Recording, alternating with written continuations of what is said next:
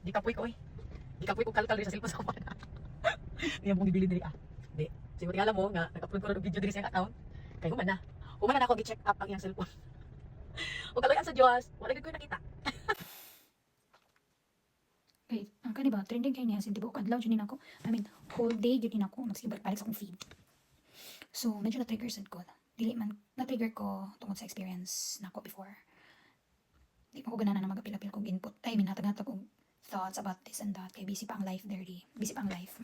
Pero, kani kay exempted ni siya. Kay, I mean, na-trigger na sad ko. Di ba ako ganahan? Trigger pa. Di ko na nag-trigger pa. Kaya kay kong una-unaon. Dagan kay kong ati manunon sa akong kinabuhi this time. Pero, back to the issue. Ako ang question ba, ngano kinahanglan pa man jud ta mangalkal, di ba? Ang ginako ang question, ano man. Kay once no binuangan magud ka even once. Murag naa na jud na nga part sa ato or sa imo nga dili na jud ka makatulog og tarong. Di na siya pareha sa una kay maraka, wa kay duda, wa kay kadlok. Actually, sa tinutanay kapoy ka imong FBI. FBI ka sa imong kaugalingon na relasyon. Kanang sige check no. Once in a while, sige ako na sige kag pangitag ebidensya ba? Tinuod ba jud nag-usab siya or basin same old story na pod. It's really tiring. Pero kabalo mo kung sa jud ang mas kapoy. Kanang ikaw lang permi ang kanang ganing ikaw permi ang mangalkal para lang maka-feel kag assurance. Kaya actually, para na ako no, kung ang tinuod na love, I don't know, usay din ako mutuon sa nagugma, sa jud na siya, ano.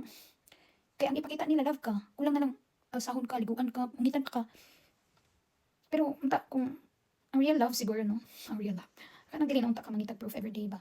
Bago na siya, or unsa. Kanang dili siguro mawala imong peace of mind ba?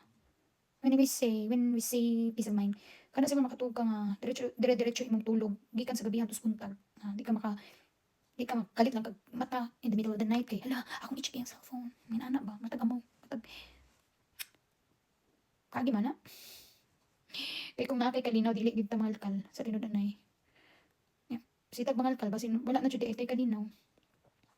And maybe, for me, it's not about finding more evidence anymore.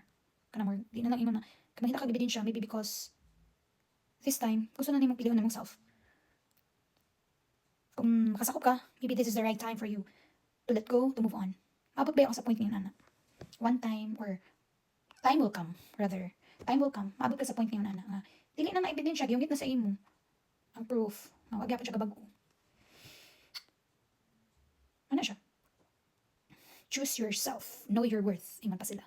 I know it's not easy. Dili siya easy. Especially ang pinakalisod ba ka ng step 1. Kaya kung wala kay step 1, kung di ka maka step 1, di ka maka step 2, di ka maka step 3. So, ano siya? Self-love. If you have kids, focus on the kids. Ayan pa sila. Peace of mind over everything. Pero say, makayon ba? Asa man ang peace of mind? Di ka sa manihatag sa tuwa. Ano siya? It's really hard. Manang katong mga either rich babae or lalaki na naan may family ba? Magtarong, kay dili lang ikaw, kamong duhang affected, including mga bata, especially na mga bata. Ano siya? It's an unsolicited advice coming from me.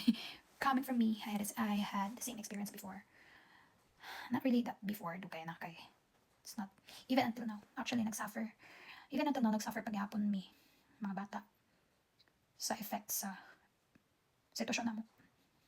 Especially, if naka sa abroad, it's really hard to be a solo parent. Imo tanan, no? Pero, again, I'm choosing my peace this time. So far, makatulog na pud ko.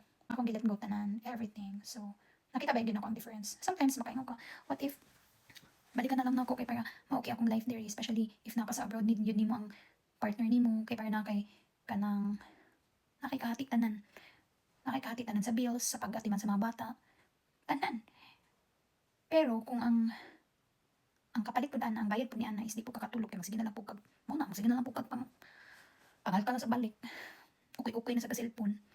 Ingon sila naman gid ko ni time magbago. Pero akong question, kapila man di ay kapila man pud ta dapat mga tagong pasaylo. Di man ta si I don't wanna compare myself to Jesus Christ. Di ko ganang compare sa akong self na. Pasaylo anak ka 1 mil kapila kapito. Ang matay na taan na. Basta nga tiurok na taan na before ta makapasaylo. Ika-5. So, yeah. Wala lang.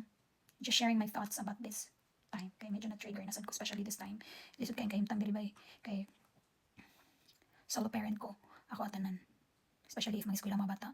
Kinanglan aside na nadapan pa ko police bay napakuy isit mga solo parent napakuy isettle ani kana wala kay choice kani drive na lang ka kay kinahanglan ka palit bugas wala man kanon so na timing lang jud nanan so man usapan na siya akong usapan na siya karon nga ako ang giatubang man ang trigger ko mayo kay kung wala pa niyabag no kauban ta diri kauban ang ta pero sa man na imo na sa man ang uban dali mo pero di ka katupili na ambot sa una ni actually I'm kalibok pa ko karon sa akong sa akong life diri nga ikalunis eskwela na ya wala ba ko naka di pa ko pwede ka drive baktas galore ya magbaktas niya pero bang bugnawa kay napay snow nagsnow pa mi diri ang dapita so well ambot ani mo na siya I can't help but to share my experience kay medyo lisod ang kahintang but mana panindigan na lang nato ang peace of mind nato ang gusto yung ani nga peace nga klase nga peace of mind compare nga